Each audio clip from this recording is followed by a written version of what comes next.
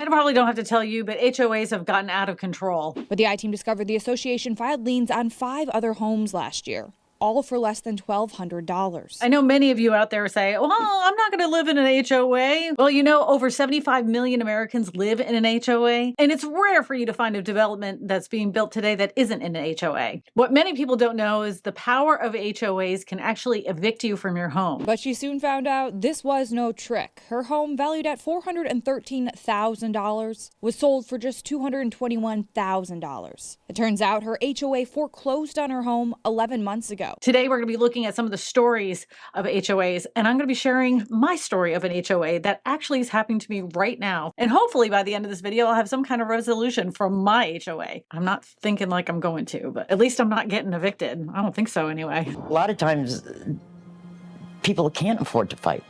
They just have to walk away. You know, when you think of the word eviction, you kind of think of lease and landlord, but HOAs have that power to evict you in a different way than they would with a landlord. It's a completely different process. With a landlord, there's tenant laws that protect the landlord and the tenants, and it's a completely different process. But with HOAs, Rocket Lawyer says a homeowner has more rights than a tenant because the Homeowners Association does not own the home. Nevertheless, homeowners in the HOA agreed to abide by association's rules and bylaws when they purchase the house. That means if you're a landlord, your tenants have to abide by those rules too. These rules typically allow associations to fine a homeowner for violations. If the homeowner doesn't pay those fines, the association may have the opportunity to foreclose on the property, which could force the homeowner out. The association's goal, however, is to get the homeowner to correct the problem rather than move out. If the homeowner does not agree to the decision or the rule, they can appeal the association board or seek homeowners to vote to change the rules. Homeowners who cannot attend meetings may be allowed to vote using a homeowners association proxy. You know, with some of these stories that I've seen, I don't think that some of these homeowners associations want the homeowners to correct the problem. It seems like they're fighting tooth and nail, and they're charging them absolutely ridiculous fines and putting liens on their houses, even for something as simple as like $1,500. You know they make the money not from the dues, they make it from the fines, and they love to tack on those fines. Love to. The thought that someone could just casually move forward and take someone's home over a $1,400 debt without turning over heaven and earth to make sure that they knew just seems wrong. Now, that story was from 2022 out of North Carolina, and that woman had paid her house off. It was completely paid off. And she didn't know that there actually was an HOA in the neighborhood itself. She said that she had gotten letters in the mail, but she didn't know what they were from, and she thought it was junk, and she had thrown it away. None of them were certified letters. And when the court documents came up, she never even signed for any registered letters. They were just dropped off. There was no signatures. There has been no update that I can find on this particular story, but they did sell her house into foreclosure for half that amount. Hopefully she'll be able to retain it, because at one point they actually called her on the phone and asked her when she's moving out of the house. She thought it was a joke, and that's when she had to get an attorney. And she's not the only one. Just know that if you're in this situation and you start getting these letters from the HOA, these fines can add up and add up quickly. Then here comes the next set of letters, and now it's up to $6,400.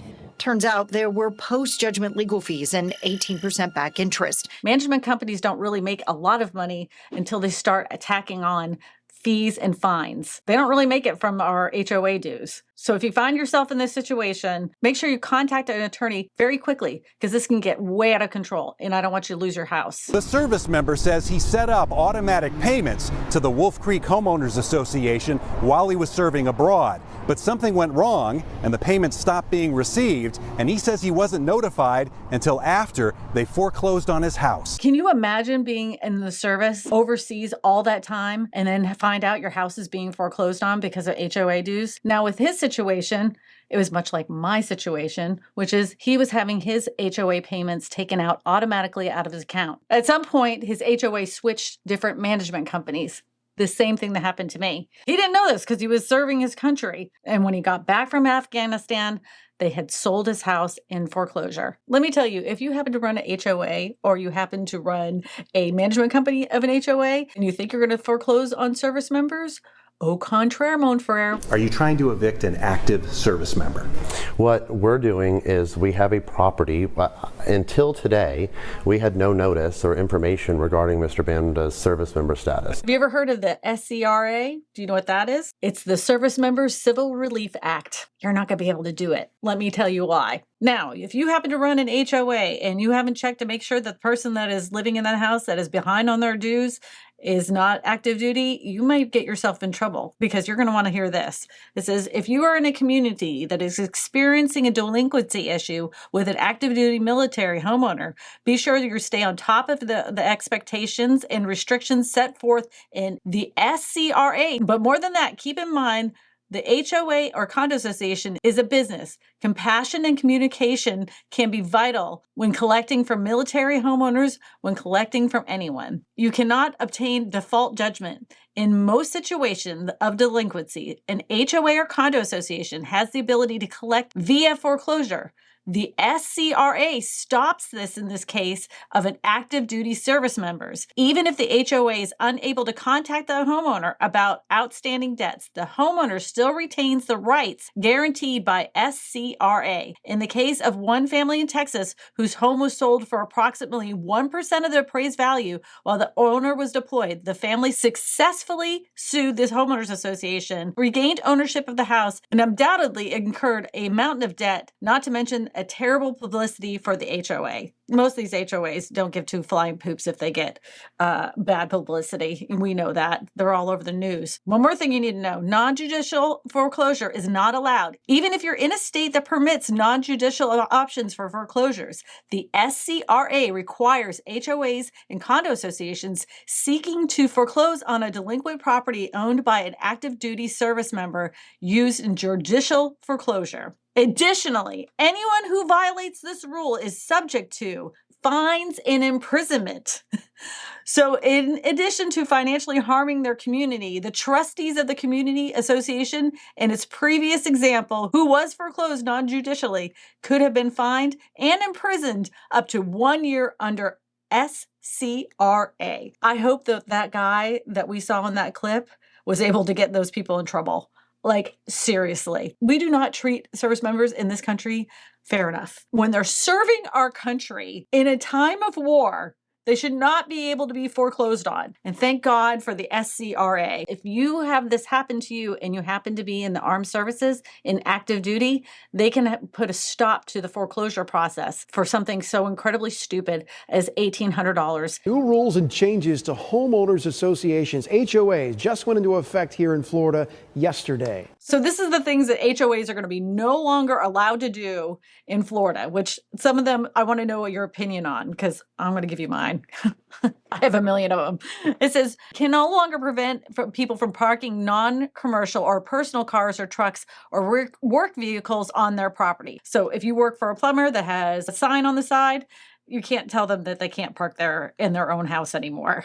Which I think was always a stupid rule. You can no longer enforce rules for all residents, meaning that some residents get some rules and then other residents get other rules. They can't do that anymore. They can no longer fine residents for leaving garbage cans out less than 24 hours past the scheduled pickup. You know, that is one of those things that always tick me off. We always have like one day it rains and you just can't get it out just in time. I mean, come on. What if you go out of town? Sometimes you just have to leave your garbage can out there a little bit longer. It was always a stupid rule. They can no longer fine residents for leaving holiday lights and decorations up past the HOA's deadlines. Once they're given a notice, the homeowner will have an additional week to remove them. Here in Louisiana, we always kind of run into like, Christmas, Mardi Gras, Valentine's Day, St. Patrick's Day. So we don't have those HOA rules, but some areas have them a lot stricter than others. So if you get a notice, you have 1 week to take them down, then they can fine you. Oh, this one's a good one.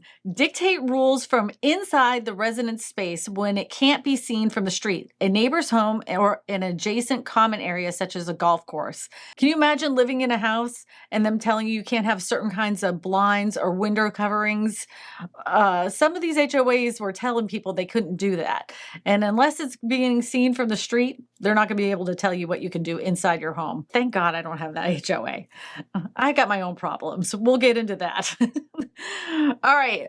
Make rules against vegetable gardens or clotheslines if they can't be seen from the street, a neighbor's home, adjacent common area, such as a golf course. So if you have a house and you want to put up a clothesline, they're saying you can, as long as it can't be seen from the street. I can't imagine somebody telling you can't have a vegetable garden. What's so bad about a vegetable garden? Why are HOAs like this? That is so crazy. This one I'm a little confused about. It says required approval for a central air conditioning, refrigeration, heating, ventilation system that isn't visible from the street, a neighbor's property, and adjacent common area such as a golf course.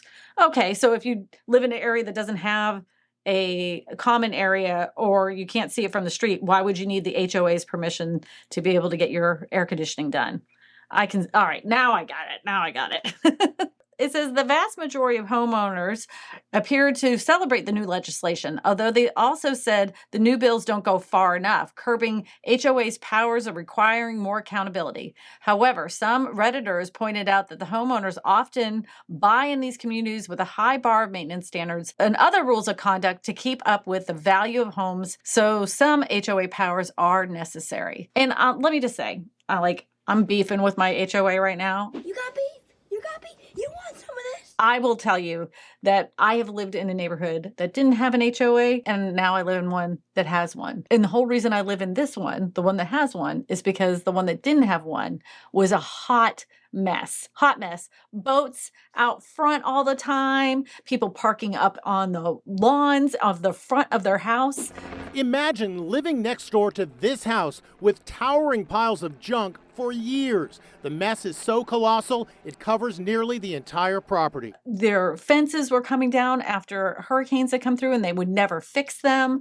I mean, it just started looking really crappy in a very short period of time. I agree with some rules with HOAs because if you're going to live really close to each other, you don't want the whole neighborhood to get junked up. I've seen it.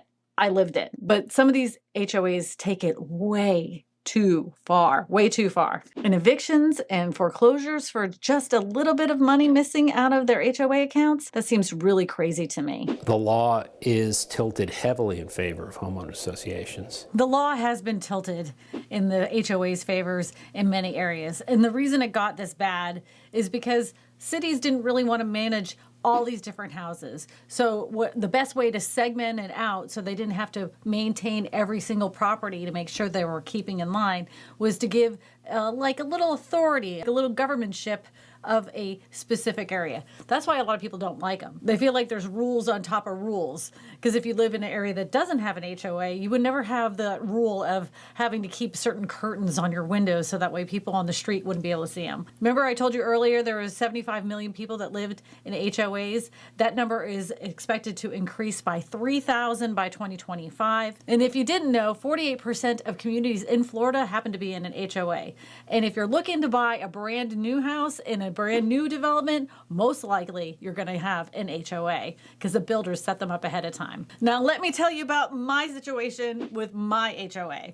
All right, and you can tell me if I'm wrong. So we had a management company. That management company is no longer in existence, so we moved to a new management company. That new management company has an online service that you can pay your bill. I went to go pay my bill with this new online service. For some reason, they keep rejecting my payment. I call the new management company up and they say to me, oh, well, don't worry about it. You have an overage of almost $500. And I'm like, you don't need to be holding on to my $500. I would like that money back and I would like to set up this payment system. They said, go online. So I go online. Again, it rejects my payment again.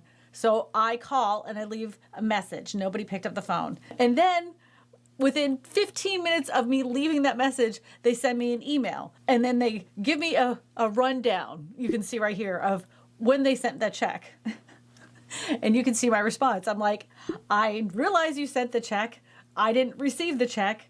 Let's talk about the check. The next email comes out and she again says, sorry, you're having problems with this. Here's a form that you can fill out so you can have that payment sent in for your HOA dues. But no mention of the $400 check. So, of course, I'm trying to be as nice as possible. You can see in this email exchange, I'm really doing my best. Where's my check? And she's like, I'll get to you next week. I was hoping by the end of this video I would have some kind of resolution.